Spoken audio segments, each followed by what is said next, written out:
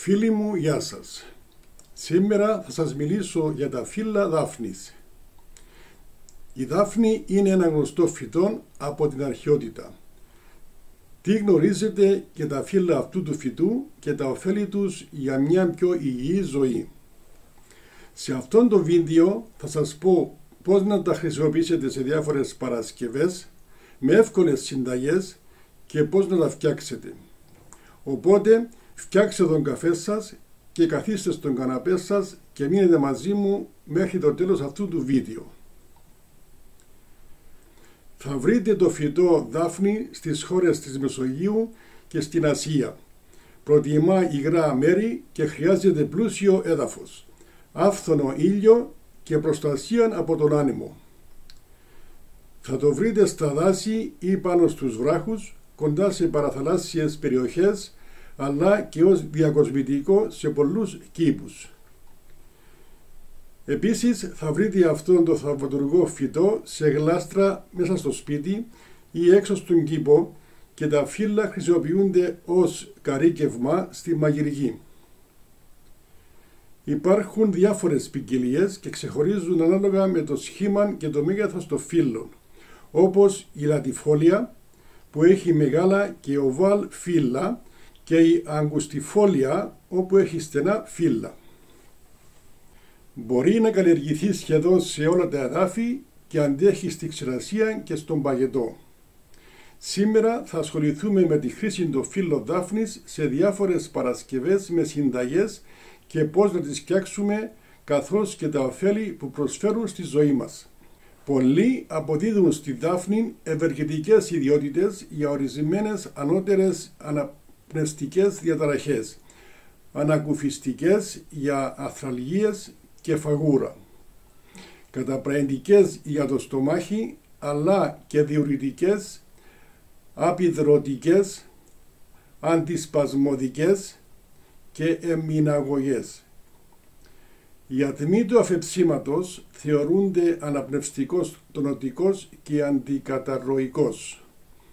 Το αφέψιμα των φύλλων και των καρπών θεραπεύει τα τραύματα ως καθαριστικό, τονωτικό και θεραπευτικό μέσο. Ακόμη και στα τραύματα εφαρμόζεται σκόνη φύλλου για απολυμαντική και θεραπευτική δράση. Η δάφνη βοηθά στην πέμψη των φυτικών πρωτεΐνων που υπάρχουν κυρίως στα όσπρια. Τα φρούτα της δάφνης, όπως μπορείτε να δείτε στο κέντρο, είναι πράσινα. Τα φρούτα της δάφνης, όπως βλέπετε στο κέντρο, είναι πράσινα πριν οριμάσουν και όταν οριμάσουν παίρνουν ένα σκούρο χρώμα, όπως βλέπετε στην επάνω αριστερή γωνιά της οθόνης.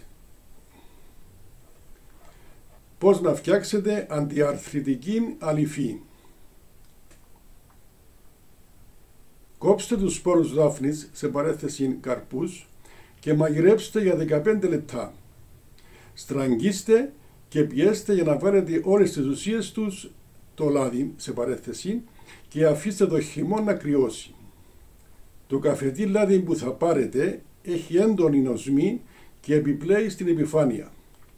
Μαζέψτε το προσεκτικά και φυλάξτε το σε μικρά μπουκάλια ερμητικά κλειστά. Ανακατέψτε 2 μέρη του λαδιού από τους καρπούς δάφνης και ένα μέρος λίπος για να φτιάξετε την αλυφή. Χρησιμοποιήστε την αλυφή μόνο για εξωτερική χρήση. Βοηθά στην επούλωση πληγών και ανακουφίζει από τους πόνους των εγκαυμάτων. Εξωτερικά παίρνουμε με το αφέψιμα για πιτηρίδα υπό μορφή κομπρέσας. Το χρησιμοποιούμε σε μόλοπες και το αιθέριο έλαιο αναμειγμένο σε βάση λαδιού για μασάζ λοιμόξεων του θώρακα, βήχα, τεντωμένων αιμιών και διαστρεμμάτων.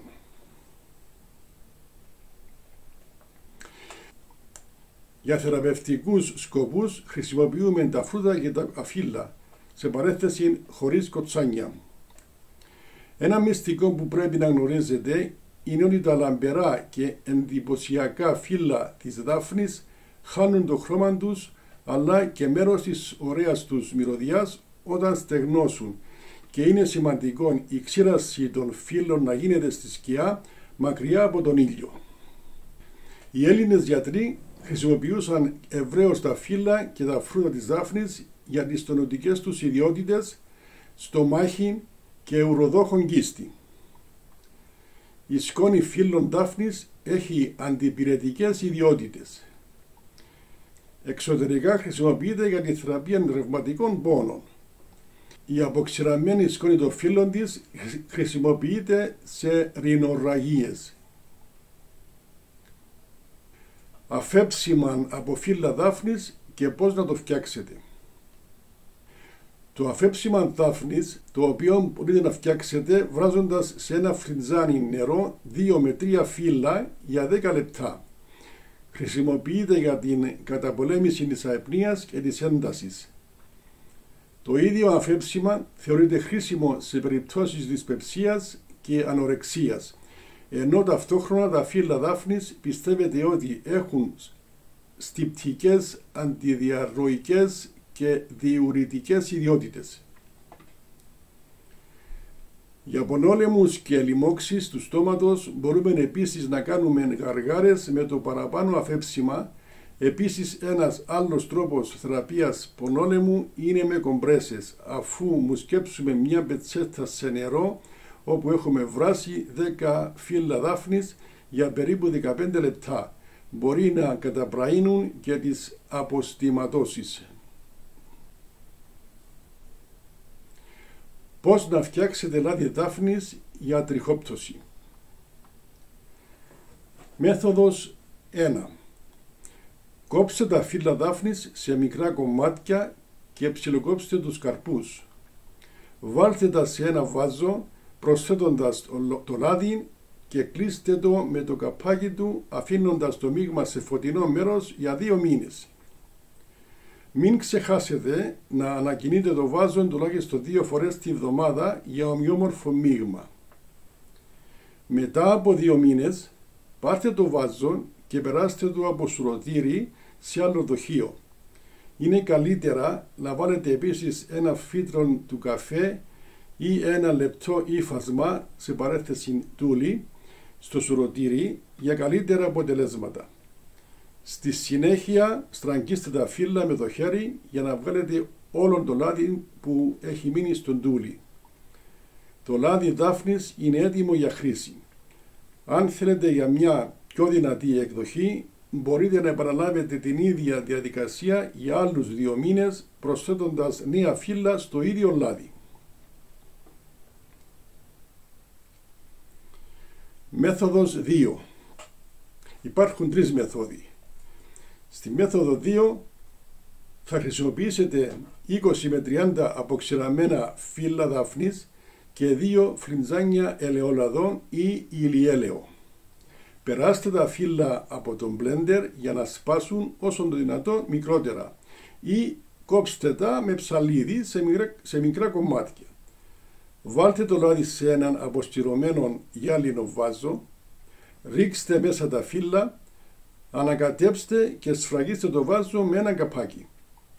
Στη συνέχεια πάρτε μία κατσαρόλα. Βάλτε αρκετό νερό και όταν βράσει βάλτε ένα σουρωτήρι χωρίς να κουμπάει το νερό και τοποθετήστε μέσα το βάζο με τα φύλλα δάφνης και το λάδι, ώστε να βράσουν από τον ατμό. Χαμηλώστε τη φωτιά στο νούμερο 2 και σιγοβράστε για περίπου 3 με 4 ώρες. Συμπληρώστε νερό αν χρειάζεται. Μετά από 3-4 ώρες σβήστε τη φωτιά και καλύψτε το βάζο στην κατσαρόλα με το καπάκι ή αλουμινό χαρτόν και αφήστε το να κρυώσει. Στη συνέχεια, όπως και με τον πρώτον τρόπο, παίρνετε το βάζο και περνάτε το λάδι από το σουρωτήρι σε άλλο δοχείο, αφού πρώτα βάλετε ένα λεπτό ύφασμα τούλι στο σουρωτήρι. Έπειτα στραγγίστε τα φύλλα με το χέρι για να βγει οποιοδήποτε λάδι έχει μείνει στο τούλι. Θα δείτε ότι το λάδι έχει πάρει ένα πράσινο χρώμα και αυτό είναι το λάδι δάφνης. Αν θέλετε μια πιο δυνατή έκδοση, μπορείτε να βάλετε νέα φύλλα στο ίδιο λάδι και να επαναλάβετε την ίδια διαδικασία. Μέθοδος 3. Όπως και στη δεύτερη μέθοδο, αφού αλέσετε τα φύλλα και τους καρπούς, τα βάζετε σε ένα σφιχτά κλειστό δοχείο και αυτήν τη φορά το τοποθετείτε απευθείας στο νερό. Βεβαιωθείτε ότι το νερό είναι περίπου 3 εκατοστά πάνω από το βάζο. Αφού το νερό αρχίσει να βράζει, χαμηλώστε τη θερμοκρασία στο 2 και αφήστε το να σιγοβράζει πάλι για 3 με 4 ώρες. Προσθέστε νερό αν χρειαστεί. Μετά από 4 ώρες μεταφέρτε σε ένα άλλο δοχείο, στραγγίξτε το και είναι έτοιμο προς χρήση. Εγώ έχω δοκιμάσει και τους 3 μεθόδους και το λάδι δάφνης είναι το ίδιο χωρίς καμία διαφορά. Εσείς δοκιμάστε όποια μέθοδο σας ταιριάζει. Μία παρατήρηση. Αν δεν μπορείτε να βρείτε τους καρπούς δάφνης, μπορείτε να το κάνετε μόνο με τα φύλλα. Είτε χρησιμοποιείτε την πρώτη μέθοδο, τη δεύτερη ή την τρίτη μέθοδο, σουρώστε το λάδι και βάλτε το σε ένα καθαρό και αποστηρωμένο βάζο. Αν θέλετε, σε αυτό το σημείο μπορείτε να προσθέσετε 5 με 10 σταγόνες αιθέριο έλαιο δάφνης ή 1 με 2 καψούλες βιταμίνης E. Αυτό βοηθά να διατηρηθεί το λάδι δάφνης μέχρι και για 1 χρόνο. Αποθηκεύστε το σε σκιερό μέρος ή στο ψυγείο. Το λάδι δάφνης είναι ένα γνωστό παραδοσιακό καλλυντικό προϊόν που χρησιμοποιείται για τη φροντίδα των μαλλιών. Είναι πλούσιο σε βιταμίνη E και λιπαρά οξέα. Σταματά την τριχόπτωση, σκουραίνει τα μαλλιά και επίσης δίνει μια λάμψη στα μαλλιά χάρη στις μαλακτικές και ενυδατικές του ιδιότητες. Είναι εξίσου καλό για σφιχτούς μύες και ειδικά για την οντίτιδα, αρθρίτιδα, ρευματισμό και κατάβματα. Πώς να χρησιμοποιήσετε το λάδι δάφνης στα μαλλιά. Βάλτε μια ποσότητα στα μαλλιά και κάντε απαλή μασάζ, ξεκινώντας από τις ρίζες και φτάνοντας στις άκρες των μαλλιών. Τυλίξτε τα μαλλιά σας με διαφανές φιλμ και στη συνέχεια με μια ζεστή πετσέτα. Αφήστε το για τουλάχιστον 1 ώρα. Η θερμότητα βοηθά στην τονωτική και θεραπευτική δράση του λαδιού δάφνης, καθώς διεισδύει καλύτερα στη δομή των μαλλιών. Εάν τα μαλλιά σας είναι αφυδατωμένα, ξηρά και σπάνε εύκολα, αφήστε το λάδι στον τριχωτό της κεφαλής όλη τη νύχτα. Όταν θα ξεπλύνετε τα μαλλιά σας, βάλτε πρώτα λίγο σαμπουά στην παλάμη σας και κάντε ελαφρό μασάζ. Στη συνέχεια ρίξτε λίγο ζεστό νερό, συνεχίζοντας το μασάζ, ώστε το σαμπουά να φτάσει παντού. Επαναλάβετε την διαδικασία αν χρειαστεί 1 με 2 φορές, μέχρι να αισθανθείτε ότι τα μαλλιά σας είναι καθαρά. Ποτέ μην βάζετε μεγάλη ποσότητα σαμπουάν στα μαλλιά. Πρέπει πάντα να χωράει στην παλάμη του χεριού σας και ποτέ απευθείας στο κεφάλι από το μπουκάλι, γιατί έτσι μπορείτε να ελέγξετε την ποσότητα που χρησιμοποιείτε. Μπορείτε να το χρησιμοποιείτε 1 φορά τη βδομάδα.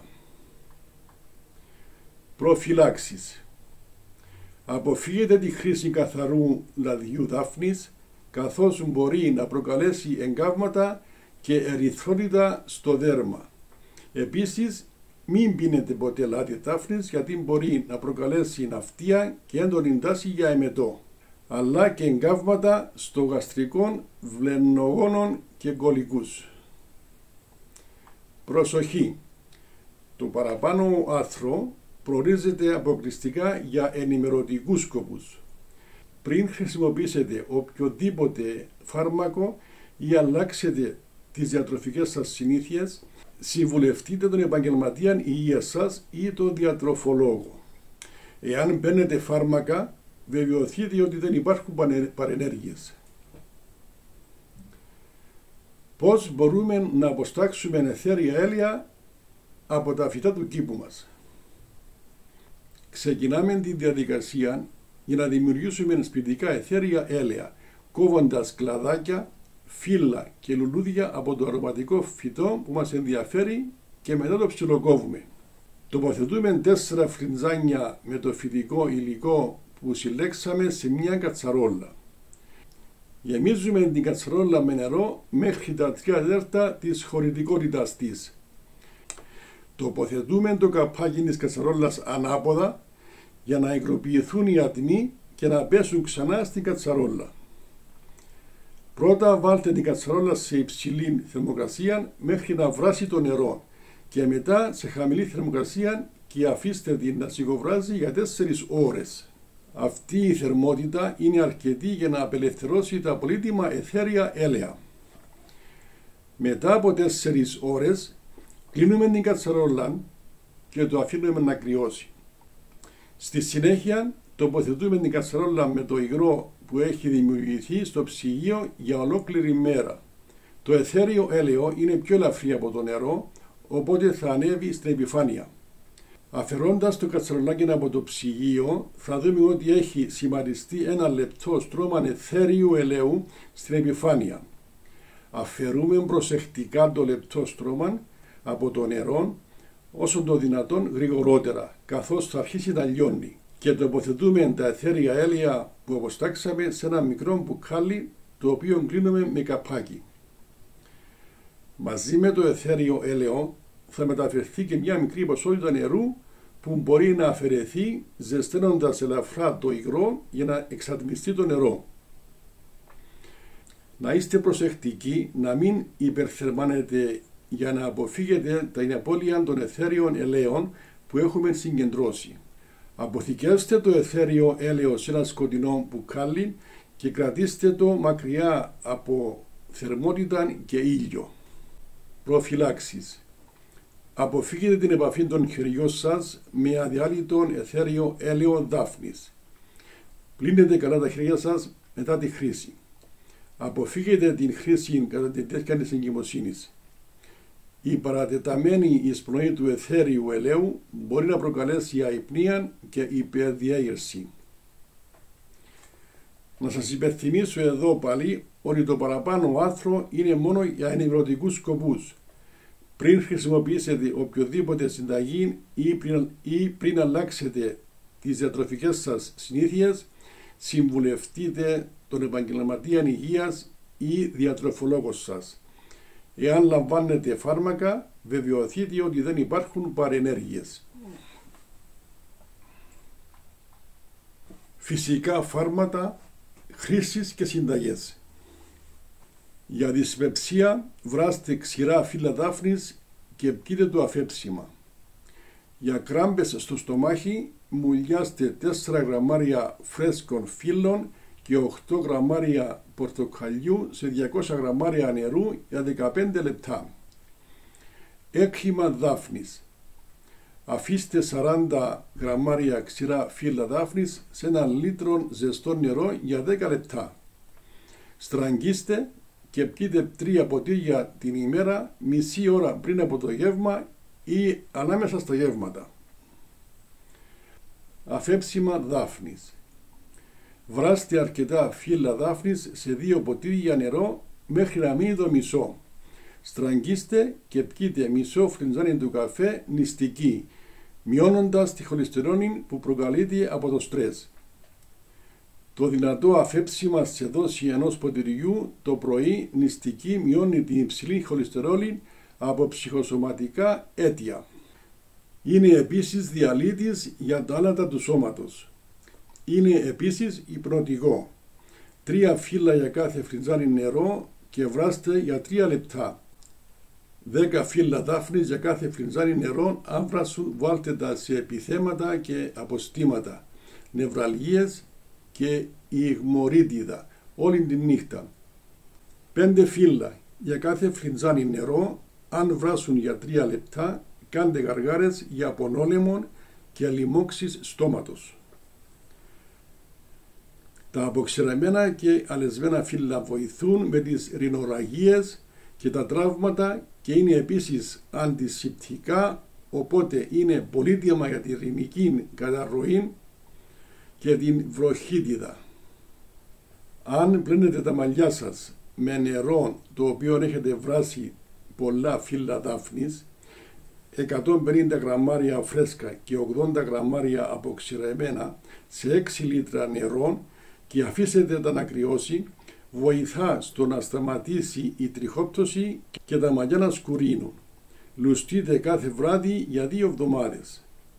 Βάλτε λάδι δάφνης και ελαιόλαδο σε ίσα μέρη και κάντε μασάζ στις ρίζες των μαλλιών και αφήστε το για 30 λεπτά και μετά πλύνετε τα μαλλιά σας. Προσοχή, τα μαλλιά σκουρίνουν. Στην Κρήτη ψήνουν σπόρους δάφνης, τους ρίχνουν σε άγουρο λάδι, το βάζουν στον ήλιο για 40 ημέρες, το στραγγίζουν και το τρίβουν στις ρίζες των μαλλιών. Βαφή μαλλιών. Ξεφρουδίστε 300 σπόρους δάφνης και χτυπήστε τους με γουδί με παρόμοιον ελαιόλαδο και ανακατεύετε μέχρι να γίνει αληφή και εφαρμόστε τα στα μαλλιά το βράδυ πριν τον ύπνο και ξεπλύνετε το πρωί. Τα φύλλα δάφνης ή τα μούρα δάφνης βοηθούν με την ρευματοειδή αρθρίτιδα και τον πυρετό. Βράστε 40 γραμμάρια μούρα δάφνης σε 1 λίτρο για 5 λεπτά. Αφήστε τα στο νερό για άλλα 15 λεπτά. Στραγγίστε και πιείτε 3 ποτήρια καθημερινά πριν τα γεύματα ή μεταξύ γευμάτων. Μια πολύ καλή συνταγή για ρευματισμό. Βράστε 30 γραμμάρια μούρα δάφνης και 30 γραμμάρια ξύλων πεύκου σε 1,5 λίτρο νερό μέχρι να μείνει 1 λίτρο. Αφού το αφαιρέσετε από τη φωτιά, προσθέστε τη φλούδα ενός λεμονιού και αφήστε για 10 λεπτά. Στραγγίστε και πιείτε 3 ποτήρια την ημέρα. Καταπλάσματα για ρευματισμούς. 25 γραμμάρια χτυπημένων σπόρων δάφνης σε μια τουλίπα δεμένη σε κόμβο.